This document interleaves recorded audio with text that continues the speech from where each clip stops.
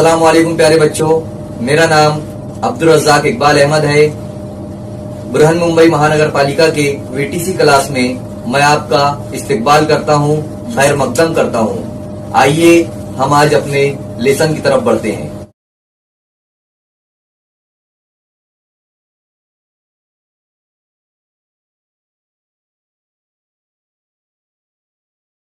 अस्सलामुअलैकुम। आज हम जमात हश्तुम के सबक 1857 की जंग आज़ादी के बारे में मालूमात हासिल करेंगे। प्यारे बच्चों, 1857 ये लफ्ज़ या नाम आपने कई मर्तबा सुना होगा, और जंग आज़ादी ये लफ्ज़ भी। आइए हम उन्हें तफसील से देखते हैं। 1857 यानी 19वीं सदी का 57वां साल। इससे पहले हम सदी के बारे में मालूमात हासिल कर लिए हैं। सदी कहते हैं 100 साल को, इसलिए 19वीं सदी यानी 1801 साल से लेकर 1900 साल तक का जो वक्फ़ा है या जो पीरियड है, उसे हम 19वीं सदी कहेंगे। और उस दरमियान में आने वाला 57वां साल जो होता है वो होगा 1857। और जंग आज़ादी का मतलब होता है ऐसी जंग जो आज़ादी के लिए लड़ी गई हो, उसे जंग आज़ादी कहते हैं। तो यहाँ मतलब होता है 1857 में जो आज़ादी के लिए जंग लड़ी गई वो होती है जंग 1857 की जंग आज़ादी। आइए आगे बढ़ते हैं। यहाँ ये बात सामने आई है कि 1857 की जंग ही क्यों इतनी अहम है, कि हम उसको क्यों इतनी अहमियत देते हैं। क्या उससे पहले कभी जंगें नहीं हुई? ऐसा बिल्कुल नहीं है। इससे पहले भी जो है तो कई जंगें हुई है। देखते हैं 1857 से कब्ल की जंगें। जैसा कि आप सभी लोग जानते हैं कि आज़ादी से पहले यानी 15 अगस्त 1947 से पहले हमारे देश पर अंग्रेज़ों का कब्ज़ा था। जब वो भारत आए तो उन्होंने बहुत सारे इलाक़ों पर कब्ज़े कर लिए थे। जिन इलाक़ों पर अंग्रेज़ों का कब्ज़ा था, वहाँ के लोग बड़े ही परेशान रहा करते थे और उनके ऊपर बड़ा जुल्म व सितम होता था। अंग्रेज़ जिस बहाने से हिंदुस्तान में आए थे, उनका वो बहाना था कि हम यहाँ पर तिजारत करने के लिए आए हैं। जैसे आज बहुत सारी कंपनियां हैं, उसी तरह उन्होंने भी अपने कंपनी का नाम दिया था, और उस कंपनी का नाम था ईस्ट इंडिया कंपनी। उस ज़माने में किसान और आम लोग बहुत परेशान थे, और लगभग 1770 में जो बंगाल का इलाका था, आज जो हमारी रियासत है मगरबी बंगाल, उस वक्त तो वहाँ पर बहुत ही ज़बरदस्त कहत पड़ा हुआ था। कहत का मतलब तो आप समझते ही होंगे। कहत का मतलब होता है सूखा, यानी उस वक्त तो वहाँ पर बिल्कुल बारिश नहीं हुई थी। ऐसे वक्त में अंग्रेज़ों को चाहिए था कि वो वहाँ के किसान और जो आम आवाम थी उन लोगों का ख्याल रखे, उन लोगों की हिफाजत करे। लेकिन अंग्रेज़ चूँकि सिर्फ़ यहाँ से पैसा बरतानिया ले जाने के लिए आए थे, इसलिए उन्होंने ऐसा कुछ नहीं किया और भारतीयों को, या हम यूँ कह सकते हैं कि बंगाल के रहने वालों को, उनके हाल पर छोड़ दिया। इसलिए यहाँ के लोगों ने बहुत सारे लोगों के साथ मिलकर, जैसे जो वहाँ पर सन्यासी लोग थे या फ़कीर लोग थे, उन लोगों की क़यादत में उन्होंने जो है तो अंग्रेज़ों से जंग की। और ऐसी ही बहुत सारी जंगें जो है गुजरात में हुई, राजस्थान में, हमारी रियासत महाराष्ट्र में, और भारत के जुनूबी हिस्से में जो है तो इस किस्म की जंगें जो है तो लड़ी गई। जिस तरह से बंगाल के लोगों ने अंग्रेज़ों के ख़िलाफ़ लड़ाई की, इसी तरह वहाँ पर उड़ीसा इस इलाके में जो पायक जिन लोगों को कहा जाता था, उन लोगों ने भी जो है तो अंग्रेज़ों के ख़िलाफ़ लड़ाई की। अब यहाँ हम देखते हैं पायक का मतलब क्या होता है। पायक का मतलब होता है कि वहाँ का जो राजा होता था, वो राजा अपनी जो फ़ौज होती थी, ऐसी फ़ौज जो पैदल चला करती थी, ना घोड़े पर ना हाथी पर, बल्कि वो पैदल फ़ौज जो होती थी, उन लोगों को पायक कहते थे। अब ये पायक लोगों को अंग्रेज़ जो है कुछ ज़मीनें दे दिया करते थे, ताकि ये लोग उन ज़मीनों पर खेती बाड़ी करके अपना घर जो है तो चला सके। लेकिन जैसे जैसे उड़ीसा में अंग्रेज़ों ने कब्ज़ा किया, उन लोगों ने वहाँ पर जो ज़मीनें थी पायकों की, उन ज़मीनों पर जो है तो कब्ज़ा कर लिया और उन्हें जो है तो वहाँ से अपने कब्ज़े में जो है तो उनको ले लिया। इस तरह से जो बेचारे लोग थे, उन लोगों को जो है तो खेती बाड़ी नहीं करने के लिए जो है तो मौका मिला। साथ ही साथ अंग्रेज़ों ने जो है नमक पर भी टैक्स लगा दिया था। यानी नमक अगर 1 रुपये का था तो उसके ऊपर जो है तो और कुछ रुपये बढ़ा दिया, या और कुछ पैसे उन्होंने जो है तो बढ़ा दिया। इस तरह नमक जो है तो महंगा हो गया। इन सब वजूहात की वजह से जो है तो ये लोग नाराज़ हो गए और उन्होंने जो है तो अंग्रेज़ों के ख़िलाफ़ बगावत जो है तो कर दी। इस लड़ाई में जिन्होंने सबसे बढ़ चढ़ कर हिस्सा लिया और उस लड़ाई को आगे बढ़ाया, उनका नाम था बख्शी जगन बंधु विद्याधर। आइए अब आगे हम बढ़ते हैं और देखते हैं उमाजी नायक के बारे में। उमाजी नायक ने अपने जो भाई थे उनके, और जो वहाँ पर मौजूद जो नौजवान थे, उनको इकट्ठा किया और अंग्रेज़ों के ख़िलाफ़ जो है तो उन्हें खड़ा कर दिया। उन्होंने एक ऐलाननामा जारी किया और उन्होंने लोगों से कहा कि अंग्रेज़ों के ख़िलाफ़ जो है तो लड़ाई में हिस्सा लो। इस तरह के उनके कामों की वजह से हमारी रियासत महाराष्ट्र के पूना, सतारा, अहमदनगर, शोलापुर, नासिक वगैरह जो इलाके हैं, वहाँ पर उनकी धाक जम गई और लोग उनकी जो है तो तारीफ़ करने लगे। ये सब देखते हुए अंग्रेज़ों के होश उड़ गए और उन्होंने उमाजी नायक को गिरफ़्तार कर लिया और उन्हें फांसी दे दी। इसी तरह उन इलाकों में जो आदिवासी होते थे, जो जंगल के इलाकों में रहा करते थे, उन लोगों ने भी अंग्रेज़ों को ललकारा, उनसे लड़ाइयाँ की। महाराष्ट्र में भील है और कोली समाज के जो लोग हैं और रामोशियों वगैरह ने भी अंग्रेज़ों से जैसे जंगें की। 1857 से पहले जितनी भी जंगें हुई, ये सब जंगें चूँकि बहुत छोटी थी और मुकामी लेवल पर थी,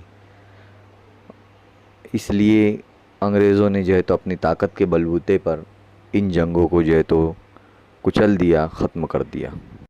अब आगे हम देखते हैं कि 1857 की जो जंग हुई है, उस जंग की वजूहात क्या थी, उसके असबाब क्या थे। जाहिर सी बात है, उसकी कोई एक वजह तो नहीं होगी कि जंग जो है तो करनी पड़ी हो। उसके बहुत सारे असबाब थे, कई वजूहात थी। आइए हम देखते हैं। सबसे पहली वजह उसकी थी माशी असबाब, यानी माशी वजह। माशी का मतलब देखते हैं। माशी का मतलब जो है तो रोज़गार से होता है, और हमारे भारत का जो सबसे अहम पेशा है, जो रोज़गार का ज़रिया है, वो है ज़राअत। अंग्रेज़ों ने ज़राअत, या जिसके हम काश्तकारी भी कह सकते हैं, खेती बाड़ी भी कह सकते हैं, उसे जो है तो बिल्कुल ख़त्म कर दिया था।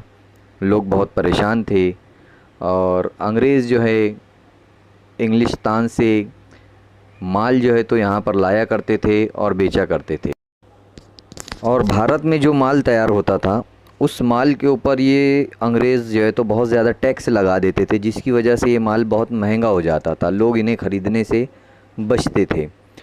इसी तरह बहुत सारा सनतों का नुकसान हुआ। कई लोग जो है तो बेरोज़गार हो गए, जिसकी वजह से लोग जो है तो अंग्रेज़ों से नाराज़ हो गए।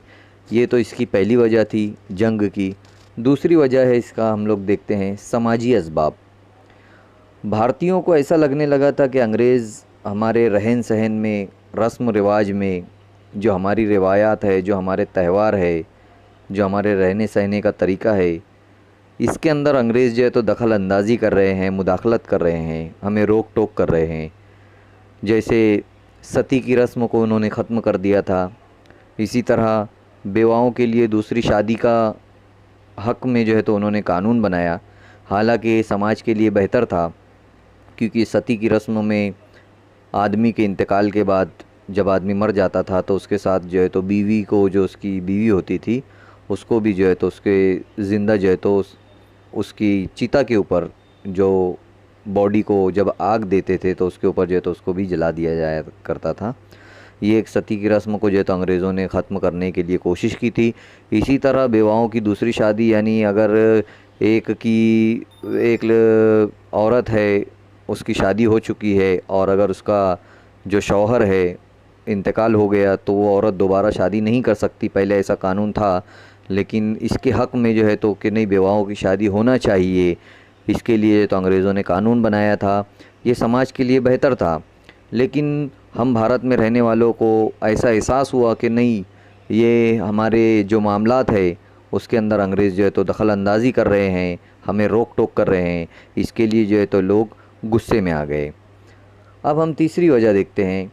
तीसरी वजह इसकी है सियासी असबाब।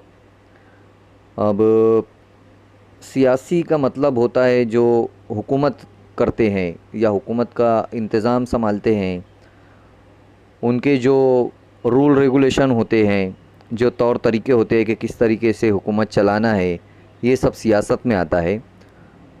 तो उस वक्त जो डलहौज़ी था, जो वहाँ का अंग्रेज़ अफ़सर था, उसने हिंदुस्तान की कई रियासतों पर कब्ज़ा कर लिया था और रियासतों को ऐसा कहा गया था कि आप लोग कुछ टैक्स वगैरह सिर्फ हमें देना, लेकिन बहाने बहाने से अलग अलग वजूहात बताकर उसने कई रियासतों को जो है तो अपने कब्ज़े में कर लिया था। इसलिए कई छोटे छोटे जो राजा महाराजा थे, उन लोगों को ऐसा एहसास हुआ कि ये हमारे साथ धोखा हुआ है और वो भी जो है तो अंग्रेज़ों के ख़िलाफ़ हो गए। इसी तरह उस वक्त होता था कि अगर राजा का कोई बेटा नहीं है तो वो गोद ले लेता था किसी दूसरे के लड़के को और उसको जो है तो अपना वारिस बनाकर आने वाले वक्त में उसको तख्त पर बैठाया जाता था। लेकिन अंग्रेज़ों ने जो ये सिस्टम था, ये इसको ख़त्म कर दिया और ऐसी रियासतें जिनमें कोई वारिस ना होता था, उन रियासतों पर भी जो है तो इसने अंग्रेज़ों ने कब्ज़ा करना जो है तो शुरू कर दिया। तो ऐसी बहुत सारी वजूहात थी जो धीरे धीरे भारतीयों के दिलों में बैठते चले गए और अंग्रेज़ों के ख़िलाफ़ जो है तो भारतीय आवाम हो गई और फिर आगे 1857 की जंग की जो है तो शुरुआत होती है। 1857 की जो जंग थी उसकी बहुत सारी वजूहात तो थी। उसमें से और एक वजह ये भी थी कि भारतीय फ़ौजियों में बेइत्मीनानी पैदा हो गई थी अंग्रेज़ों के लिए। उसकी भी कई वजूहात थी कि बेइत्मीनानी क्यों पैदा हुई। सबसे पहले तो भारतीय जो फ़ौजी होते थे उनको ज़्यादा बड़ा ओहदा नहीं दिया जाता था, साथ ही साथ उनकी तनख्वाह भी जो है तो कम होती थी, उनको पेमेंट कम मिलता था। इसकी वजह से भारतीय फ़ौजियों के अंदर बेइत्मीनानी थी। और अब आगे देखते हैं हम लोग फौरी असबाब, यानी अर्जेंट में ऐसा क्या वजह हो गई कि जो है तो जंग स्टार्ट हो गई। उसकी वजह ये थी कि 1857 से पहले यानी 1856 में भारतीय सिपाहियों को एक बंदूक दी गई जिसमें एक कारतूस इस्तेमाल होता था। वो कारतूस के ऊपर एक खोल होता था, यानी कि एक कवर होता था, उसको दांतों से तोड़ना पड़ता था। अब भारतीय फ़ौजियों में ये बात फैल गई कि वो जो कारतूस के ऊपर जो खोल चढ़ा हुआ है, वो खोल गाय की चर्बी और खिंजीर की चर्बी मिलाकर जो है तो बना हुआ है। गाय जो हिंदुओं सिपाहियों के लिए जो है तो मुक़द्दस थी और मुसलमानों के लिए खिंजीर, जो इसकी ममानियत की गई है, मना किया गया है। तो इस तरह से भारतीय सिपाहियों के जो जज्बात थे, मज़हबी जज्बात, वो भड़क उठे। अब ये बातें जब चारों तरफ फैल गई तो बराकपुर की जो छावनी थी यानी पुलिस स्टेशन, वहाँ पर मंगल पांडे नामी एक जवान था फ़ौजी, उसने जो है तो अंग्रेज़ अफ़सर पर गोली चला दी। अंग्रेज़ अफ़सर पर गोली चलाने के बाद उसे फ़ौरी गिरफ़्तार किया गया उसको, और उसको जो है तो फांसी दे दी गई। जब उसे फांसी दी गई तो इसकी खबर जो है तो चारों तरफ फैल गई। फिर मेरठ की जो छावनी थी, वहाँ के जो फ़ौजी थे भारतीय, उन्होंने भी जो है तो पूरी अंग्रेज़ों के ख़िलाफ़ जो है तो जंग छेड़ दी, और सब एक साथ जमा हो गए, और ये सब एक साथ मिलकर दिल्ली की तरफ जो है तो पहुंच गए। और उस वक्त दिल्ली में जो मुग़ल राजा थे हमारे बहादुर शाह ज़फ़र, उनको जो है तो इन्होंने कहा कि अब हम जंग शुरू कर रहे हैं और आपको जो है तो हमारी सरपरस्ती करना है। जंग का फैलना, यानी जंग जो है तो अब किस तरह शुरू होती है और किस तरह जो है तो भारत के मुख्तलिफ इलाकों में जंग जो है तो फैलती है, इसके मुतालिक मालूमात हम हासिल करेंगे। भारत में जो शुमाली भारत का हिस्सा है, यानी भारत के ऊपर का हिस्सा, उसके अंदर इसकी जो शिद्दत थी जंग की वो बहुत तेज थी। खास तौर पर उत्तर प्रदेश का जो इलाका है वहां पर ये जंग जो है तो ज्यादा इसके असरात देखे गए। 1857 की जंग में लखनऊ, इलाहाबाद, कानपुर, बनारस और झांसी, ये ऐसे मुकामात थे जहां पर ये जंग जो है तो ज्यादा फैली और इसके असरात जो है तो यहाँ पर ज्यादा महसूस किए गए और देखे गए।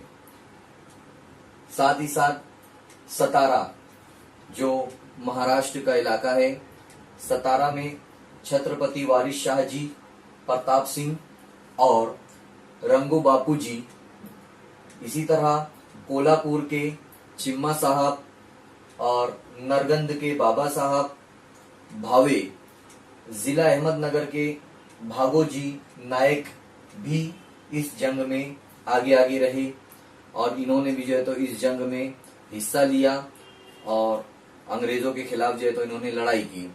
इसी तरह नासिक जो इलाका है हमारे महाराष्ट्र का एक जिला है, वहां पर पेट का जो इलाका था, वहां की जो है तो एक ख्वातीन जिसका नाम था सरगाना की रानी, ऐसी और भी दूसरी बहुत सारी ख्वातीन थी, औरतें थी, जिन्होंने अंग्रेजों के खिलाफ इस लड़ाई में जो है तो 1857 की जो है तो जंग में हिस्सा लिया।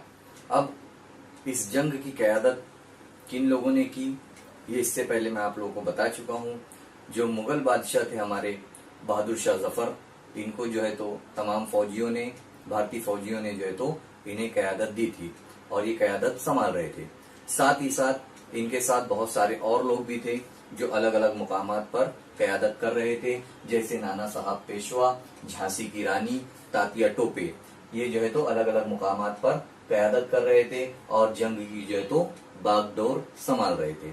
साथ ही साथ मौलवी अहमदुल्लाह, कंवर सिंह और मुगल सिपह सालार, बख्त खान, बेगम हजरत महल, ये भी जो है तो अलग अलग मुकामात पर जंग की क़यादत कर रहे थे। इस जंग के शुरू में भारतीयों को कामयाबी मिली, लेकिन जैसे जैसे धीरे धीरे जंग आगे बढ़ती गई, अंग्रेजों ने अपनी एक मनसूबाबंदी के तहत जो है तो जितने भी इलाके 6 महीने के अंदर उन्होंने खोए थे, वो तमाम इलाके उन्होंने वापस अपने कब्जे में ले लिए और इस जंग में जमींदार, सिपाही, फौजी और जितने भी हिंदुस्तानी लोग थे, सभी लोगों ने इसमें शिरकत की। कारीगर, किसान, मजदूर, सभी लोगों ने जो है तो साथ दिया, लेकिन इसके बावजूद भी जो है तो इस जंग में हमें हार का सामना करना पड़ा और कंवर सिंह, मौलवी अहमदुल्ला शाह, लक्ष्मीबाई, ये लोग मारे गए। बहादुर शाह जफर को रंगून की जेल में जो है तो कैद कर दिया गया। अब आगे हम देखेंगे जंग में नाकामी के असबाब। जैसा कि अगर कोई चीज में हम नाकाम होते हैं तो उसके कई असबाब होते हैं। असबाब का मतलब होता है वजूहात। इसी तरह जो है तो ये जो 1857 की जंग थी, इसमें हम नाकाम क्यों हुए, इसके जो है तो असबाब जो है तो हम देखेंगे। इसकी जो पहली वजह थी वो ये थी कि जंग पूरे भारत में नहीं हुई। जैसा कि मैं इससे पहले अभी बताया कि जंग जो है ज्यादातर जो उसके असरात थे वो शुमाली भारत में थे, यानी हमारे ऊपर के भारत में।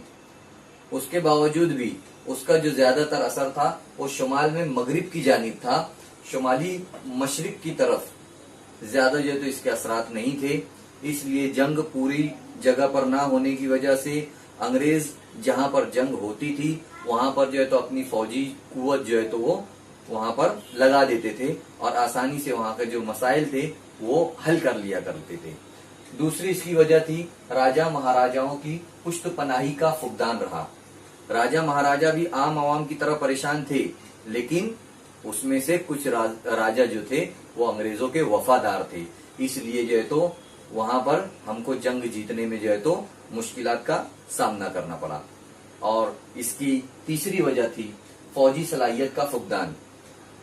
हमारे पास फौजी सलाहियत थी, हमने दिल्ली पर कब्जा कर लिया था, लेकिन उसके बावजूद उस कब्जे को ज्यादा दिनों तक बरकरार रखना ये मुश्किल हो गया और हमारे जो हिंदुस्तानी फौजी थे उन्होंने ज्यादा दिनों तक जो है तो उसके ऊपर कब्जा नहीं कर पाया, यानी कायम नहीं रख पाया। साथ ही साथ अंग्रेजों के पास बहुत ज्यादा दौलत थी, उनके पास इसलाह जदीद थे, यानी हथियार वगैरह जदीद थे। इसलिए जो है तो हिंदुस्तानी फौजियों के पास ये तमाम चीजें ना होने की वजह से और एक बेहतर मनसूबाबंदी ना होने की वजह से इस चीज में जो है तो कमी पाई गई और इसका फायदा अंग्रेजों ने उठाया। इसमें हम चौथा देखेंगे, बैनुल अक़वामी हालात अंग्रेजों के लिए मुआफिक थे, यानी उनके लिए वो हालात जो है वो साजगार थे। उस वक्त जो रूस एक मुल्क है, रूस से अंग्रेजों की जो है तो लड़ाई चल रही थी और अंग्रेज वो लड़ाई जीत गए थे, उस जंग को जो है तो वो जीत गए थे, जिसकी वजह से उनके हौसले जो है तो बुलंद थे। और वो जब ये सोचने लगे कि जब हम रूस को भी हरा सकते हैं तो क्यों ना हम हिंदुस्तान के ऊपर भी जो है तो हमारा कब्जा बरकरार रखें। ये तमाम वजूहात थी जिसकी वजह से जो है तो हम हिंदुस्तानियों को जंग में जो है तो नाकामी झेलनी पड़ी और हमें नाकामी मिली। जाहिर सी बात है, जब जंग होती है तो दोनों तरफ उसके असरात जो है तो पड़ते हैं। यहाँ जो जंग हुई 1857 की, इसमें भी जो है तो कई असरात जो है तो सामने आए। जैसा कि पहला जो असर था उसका, ईस्ट इंडिया कंपनी का जो है तो खात्मा हो गया। ईस्ट इंडिया कंपनी जो कंपनी भारत में आई थी बरतानिया से, बरतानिया की हुकूमत में जो है बरतानिया की हुकूमत से इसको जो है तो कहा गया था कि आप जो है तो यहाँ पर कब्जा करके रखना, उसे जो है तो यहाँ पर परमिशन दी गई थी। लेकिन जब बरतानी हुकूमत ने ये देखा कि भारतीय आवाम के अंदर ईस्ट इंडिया कंपनी से मुतालिक बहुत सारी एक बेइत्मीनानी जो है तो सामने आई है, तो उसने ईस्ट इंडिया कंपनी से जो है तो अपना जो मुआहदा था उसे जो है तो 1858 में, यानी एक साल बाद जो है तो उसे खत्म कर दिया और ईस्ट इंडिया कंपनी का हिंदुस्तान से खात्मा हो गया। दूसरा जो मसला था मलका का ऐलान, जो मलका विक्टोरिया थी उस वक्त बरतानिया की, उसने जो है एक ऐलाननामा जो है तो जारी किया। उस ऐलाननामे में उसने कहा तमाम भारतीयों से मुखातिब होकर कि तमाम भारतीय जो रियाया है, जो लोग हैं, वो हमारे खुद अपने हैं और हमें जो है तो इनके साथ भेदभाव नहीं करना है, न नस्ल की बुनियाद पर, न मजहब की बुनियाद पर, न जात पात की बुनियाद पर। हम सब जो है तो एक है और तमाम भारतीय जो है तो बरतानिया की नजर में जो है तो बराबर है। तमाम लोगों को जो है तो नौकरियां उनकी सलाहियत की बुनियाद पर जो है तो दी जाएगी। इस तरह से जो है तो मलका विक्टोरिया ने भारतीयों को जो है तो भरोसा दिया। और उसके बाद भारतीय फौज की तंजीम नौ की गई। हिंदुस्तान में जो फौज थी उसको नए तरीके से जो है तो एक उसको स्ट्रक्चर दिया गया नए तरीके से। उसमें अंग्रेजों की जो है तो तादाद को, अंग्रेजी फौज को जो है तो तादाद को बढ़ाया गया। साथ ही साथ जो ओहदे अहम थे वहां पर जो है तो उन्होंने अंग्रेजों को जो है तो उन ओहदों पर बैठाया और जो तोप खाने का शोबा था वहां पर भी जो है तो हिंदुस्तानी फौजियों को हटाकर वहां पर अंग्रेज फौज को जो है तो बैठाया गया, रखा गया, ताकि वो जो आगे अगर ऐसी जंग की कंडीशन होती है तो वहां पर जो है तो अंग्रेजों को सीधा सीधा फायदा पहुंचे। इसके लिए जो है तो उन्होंने कोशिश की और जो गवर्नर जनरल का जो ओहदा था उसे जो है तो खत्म कर दिया गया और वायसराय का जो है तो ओहदा वहां पर लाया गया। ये तब्दीलियां जो है तो जंग के बाद की गई। इसके बाद चौथा जो आता है पॉलिसी में तब्दीली। अंग्रेज हमारी जो समाजी काम थे उसके अंदर जो है तो मुदाखलत करती थी। जैसे सती की रस्म, उसमें जो है तो मुदाखलत की गई थी, और विवाहों की शादी का कानून लाया गया था, उसमें भी जो है तो उन्होंने मुदाखलत करके जो है तो कानून लाया था। लेकिन अब चूंकि वो चीज समझ गए थे कि भारतीयों को ये मुदाखलत मंजूर नहीं है, इसलिए जो है तो उन्होंने एक पॉलिसी अपनाई कि अब भारतीयों का जो अंदरूनी मामलात है, जो मजहबी मामलात है, जो समाजी काम है, उनके अंदर जो है तो अंग्रेज जो है तो मुदाखलत नहीं करेंगे। लेकिन उनके दिल में फूट डालो और हुकूमत करो की जो पॉलिसी पर जो काम करना था वो जो है तो काम उनका जारी और सारी रहता था। हर जगह जो है तो लड़ाई जो है तो वो लगाते थे और वो काम उनका कंटिन्यू जारी था। इसके बाद भारतीयों की समझ में जो है तो बदलाव आया। इतना सब कुछ होने के बाद, जी जान लगा देने के बाद, तमाम अपनी कई लोगों की जानें कुर्बान कर देने के बाद भी हमें जो है तो जंग आजादी थी हमारी 1857 की, उसमें हम कामयाब नहीं हुए, जिसकी वजह से हम भारतीयों को उस वक्त समझ में आया कि हमें जो है तो मुनज्जम तरीके से और एक मंसूबाबंद तरीके से, मुनज्जम तरीके से जो है तो इन अंग्रेजों से जो है तो लड़ना पड़ेगा, और पूरे भारत में जो है तो ये जंग होना चाहिए, वो भी एक ही वक्त के अंदर। ये हमारी वहां पर सोच बदली, और इस तरीके से जो है तो इतनी तमाम कोशिश करने के बावजूद भी जो हम 1857 की जंग में जो है तो हार गए।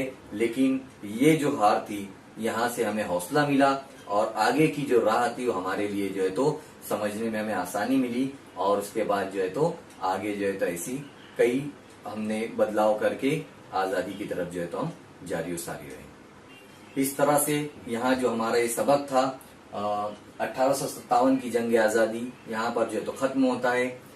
बच्चों, इस वीडियो को आपको लाइक करना है, चैनल को सब्सक्राइब करना है और बेल आइकॉन का बटन दबाना है, ताकि आपको आने वाले नए वीडियोस की नोटिफिकेशन मिलते रहे। इसी तरह डिस्क्रिप्शन बॉक्स में आपको जाना है और वहाँ पर चंद अहम सवालात है। इसी के साथ साथ वहाँ पर एक गूगल फॉर्म दिया गया है, ताकि आपके तासुरात को हम जान सके। इसके लिए आपको गूगल फॉर्म को पूरा फिल करना है, और लास्ट में आखिर में सबमिट का बटन जो है तो आप लोगों को दबाना है। उम्मीद करता हूं कि आप लोगों को जो कुछ सबक में समझाया गया है वो तमाम चीजें समझ में आ गई होगी। आप लोगों को जो होमवर्क दिया गया है वो आप लोगों को करना है अपने असातिज़ा की मदद से, अपने साथियों की मदद से, और नेक्स्ट लेसन में हम फिर मिलेंगे इंशाअल्लाह।